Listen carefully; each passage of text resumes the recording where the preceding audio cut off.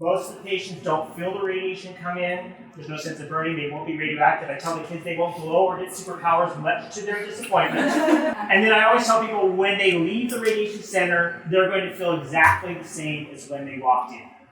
Particularly with protons, often patients say there's this weird and odd smell, and they see some flashing lights, and yes, astronauts have described it as well. And it's interesting, patients often wonder, is the protons in the eyes? We don't think it's actually in the eyes, we think it's further back in the head. Same thing with the odd smells, but it really only applies to the head area. We've actually asked patients if they can feel it on their skin, and about 1 in 5 patients say they can feel some tingling on their skin when the radiation is on.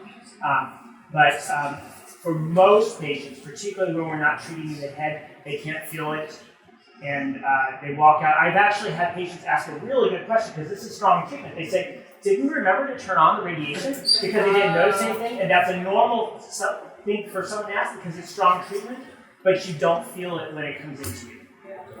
So in space, in the dark, when we're in our crew quarters and we have our eyes closed, sometimes we can see flashes of light or streaks of light because we think it is radiation particles actually hitting the back of our eye and stimulating the photoreceptors. And so it's only in dark that you can see it though, because in the light it just blends in with everything else that we see. Not everybody necessarily sees it. You kind of have to pay attention a little bit. And then the odd smells, that's usually coming from our crewmates.